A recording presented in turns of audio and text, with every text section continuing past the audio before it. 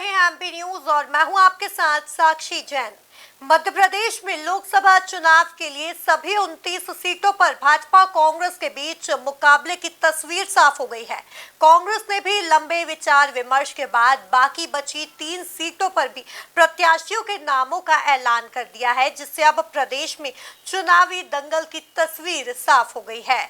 जिसकी अधिक जानकारी के लिए हमारे साथ हमारे संवाददाता संदीप नागर जुड़ गए हैं। संदीप, कांग्रेस ने लंबे विचार विमर्श के बाद अपने पत्ते खोले हैं और 3 प्रत्याशियों को मैदान में उतारा है। किन किन चेहरों को इस बार मौका दिया गया है?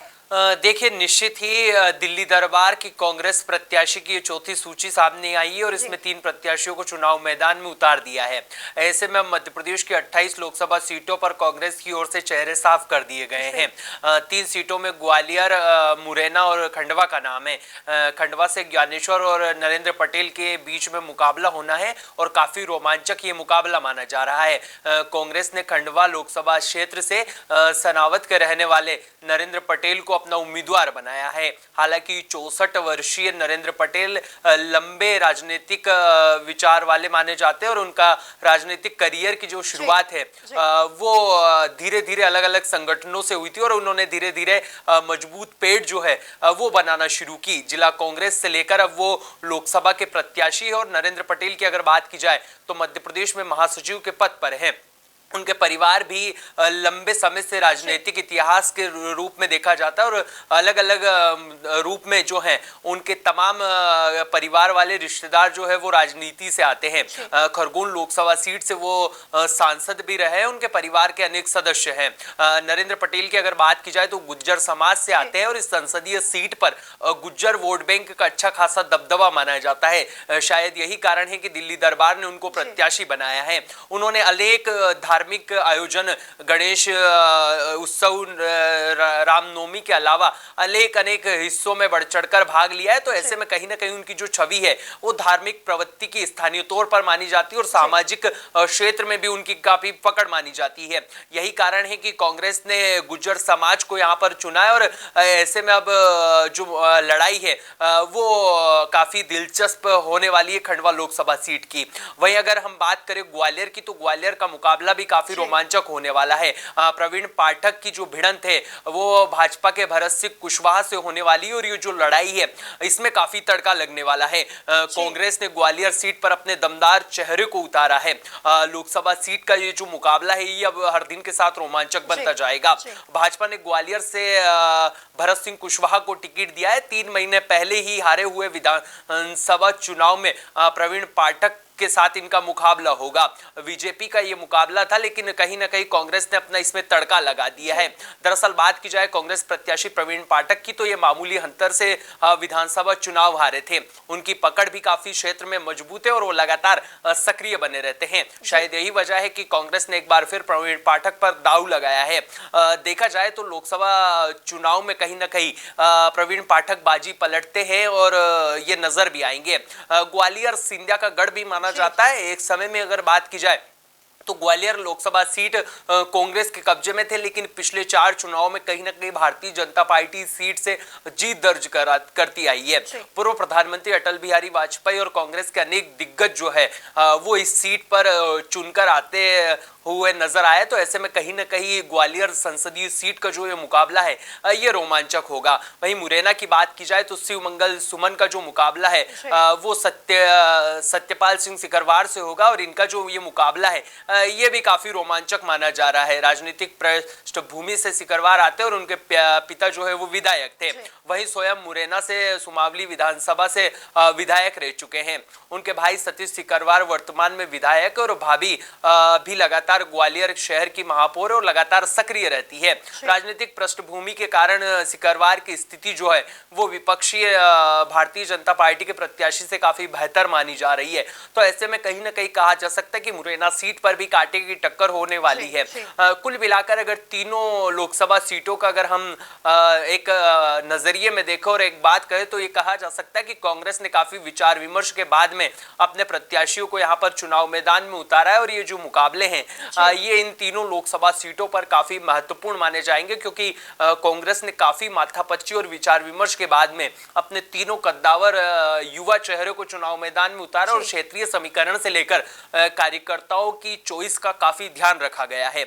ऐसे में अब देखा जाए तो इन तीनों सीटों का जो ये मुकाबला है ये काफी रोमांचक होगा और भारतीय जनता पार्टी की कहीं ना कहीं चिंताएं बढ़ती हुई नजर आएगी। जी संदीप, क्या लगता है कहाँ पेच फंसा होगा जो कांग्रेस को अपनी 3 सीटों पर प्रत्याशियों के ऐलान के लिए इतना ज्यादा वक्त लग गया? अगर बात की जाए कांग्रेस की तो कांग्रेस काफी लंबे समय से इन तीनों सीटों पर प्रत्याशी के लिए माथापच्ची करती हुई नजर आ रही थी।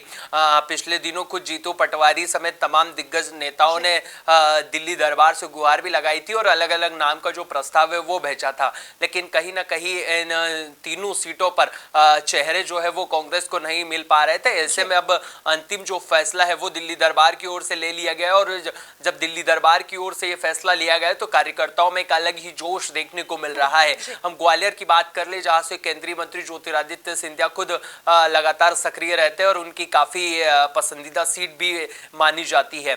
ऐसे में कहीं ना कहीं उनके सामने एक प्रभावशील चेहरा देना ये काफी महत्वपूर्ण था कांग्रेस की ओर से। यही कारण है कि प्रवीण पाठक को उस सीट से चुना गया। वहीं अगर अलग अलग सीटों की बात कर ले, जहां क्षेत्रीय समीकरण, जातीय समीकरण के साथ साथ अन्य चीजों को भी ध्यान में रखा गया, क्योंकि कांग्रेस में लगातार फुट मारी का जो दौर है वो जारी है। तो ऐसे में कहीं ना कहीं कार्यकर्ता नाराज ना हो जाए, इन तमाम समीकरणों को लेकर दिल्ली दरबार जो है वो मंथन कर रहा था। यही कारण है कि इन सीटों को लेकर इतना ज्यादा वक्त जो है वो कहीं ना कहीं दिल्ली दरबार को लगा है और लगातार राहुल गांधी और सोनिया गांधी के साथ साथ तमाम कांग्रेस जो है वो इन 3 सीटों पर विचार विमर्श करती हुई नजर आ रही थी। ऐसे में अब यह कहा जा सकता है कि अपने लंबे विचार विमर्श और माथापच्ची के बाद में पीसी चीफ जीतू पटवारी और उमंग सिंगार के साथ साथ अन्य नेताओं, तमाम नेताओं को साधने को लेकर ये जो सूची है ये कांग्रेस की ओर से जारी की गई और इस सूची के सामने आने के बाद में अब यह कहा जा सकता है कि कांग्रेस ने भी अपनी 28 सीटें, एक गठबंधन की अगर छोड़ दी जाए तो 28 सीटों पर अपने पत्ते खोल दिए और भारतीय जनता पार्टी के तमाम दिग्गज नेताओं को टक्कर देने के लिए तमाम एमपी कांग्रेस जो है वो अब तैयार नजर आ रही है लोकसभा चुनाव के लिए। जी संदीप, मध्य प्रदेश में लोकसभा चुनाव को लेकर क्या माहौल बना हुआ है? देखिए, अगर माहौल की बात की जाए तो भारतीय जनता पार्टी अगर के लिहाज से हम देखें तो लगातार मिशन 29 को लेकर काम कर रही है। खुद सीएम मोहन यादव के साथ केंद्रीय मंत्री ज्योतिरादित्य सिंधिया, कैलाश विजयवर्गीय सहित तमाम दिग्गज नेताओं ने पूरे मध्य प्रदेश में मोर्चा संभाल रखा है। अलग अलग सीटों पर खुद सीएम मोहन यादव जो है वो दस्तक दे रहे हैं और अपने प्रत्याशियों का जोश बढ़ाते हुए नजर आ रहे हैं और लगातार कार्यकर्ताओं के बीच में अपनी सरकार की तमाम योजनाओं को लेकर पहुंच रहे हैं। उसी कड़ी में अगर हम कांग्रेस की बात करें तो कांग्रेस में भी लगातार पीसी चीफ जीतू पटवारी, अरुण यादव, उमंग सिंगार के साथ साथ अन्य नेताओं के साथ लगातार मध्य प्रदेश के दौरे पर है और विधानसभा चुनाव में मिली हार को भुलाने के बाद कहीं ना कहीं लोकसभा चुनाव में पूरे कार्यकर्ताओं को एक्टिव करने के लिहाज से जो है वो जीतू पटवारी नजर आ रहे हैं और लगातार उन सीटों पर जा रहे हैं जो कहीं ना कहीं कमजोर स्थिति थी। ऐसे में हम बात करें आज की ही, तो वो आज इंदौर भी पहुंचे थे, जहां उन्होंने लगातार कार्यकर्ताओं से बातचीत की और 1 to 1 कर कैसे जीत की रणनीति तैयार की जाए इसको लेकर तमाम कार्यकर्ताओं से वो रूबरू हुए हैं। उसके अलावा अगर हम देखें तो वो लगातार भिंड, ग्वालियर, मुरैना, तमाम मध्य प्रदेश के अलग अलग क्षेत्रों का दौरा करते हुए नजर आ रहे हैं। तो ऐसे में कहीं ना कहीं कहा जा सकता है कि जीतू पटवारी ने खुद मोर्चा संभाल रखा है और जिस तरीके से आदिवासी वोट बैंक को साधने की कोशिश दोनों ही राजनीतिक पार्टियों की ओर से की जाती है, तो ऐसे में जीतू पटवारी लगातार उन क्षेत्रों का भी दौरा करते हैं जहां जहां कहीं कांग्रेस के कार्यकर्ता अपने को मनोबल गिरता हुआ देखते हैं, क्योंकि दिल्ली दरबार से लेकर केंद्र सरकार से लेकर एमपी में बीजेपी की सरकार है। तो ऐसे में कहीं ना कहीं कांग्रेस के कार्यकर्ताओं का मनोबल जो है वो इन दिनों टूटा हुआ है और लगातार भारतीय जनता पार्टी कांग्रेस में सेंधमारी करती हुई नजर आ रही है। तो ऐसे में कहीं ना कहीं जीतू पटवारी ने मोर्चा संभाल रखा और वो लगातार जी। अपने कमलनाथ सरकार के जो कार्यकाल है उनको लेकर लगातार जनता के बीच में जा रहे हैं और भारतीय जनता पार्टी की अनियमितताओं को लेकर विपक्ष की जो भूमिका है उसको बखूबी निभा रहे हैं और लगातार सीएम मोहन यादव को पर्ची वाला मुख्यमंत्री बताकर हमलावर है। तो ऐसे में कहीं ना कहीं कहा जा सकता है कि मध्य प्रदेश में लोकसभा चुनाव की रंगत जो है वो देखने को मिल रही है और दोनों ही राजनीतिक पार्टियों की ओर से पटकनी देने के लिए एक दूसरे को उसकी जो तैयारी है वो की जा चुकी है और जीतू पटवारी ने खुद इसका एक साइड से मोर्चा संभाल रखा है। तो वही दूसरी तरफ से अगर हम देखें तो पूरी बीजेपी मिशन 29 को लेकर काम करती हुई नजर आ रही है।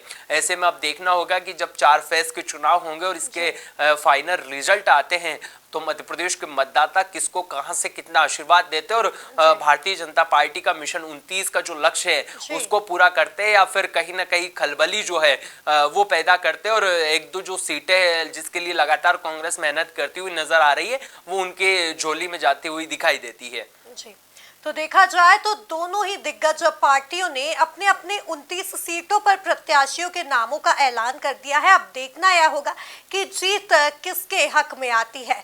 तब तक के लिए आप बने रहिए एमपी न्यूज के साथ। नमस्कार। एमपी की नब्ज, एमपी का हाल, मध्य प्रदेश की हर खबर एमपी न्यूज टीवी के साथ। लगातार खबरों के लिए सब्सक्राइब करें हमारा YouTube channel MP news TV. Latest updates के लिए बेल आइकन दबाना जरा भी न भूलें।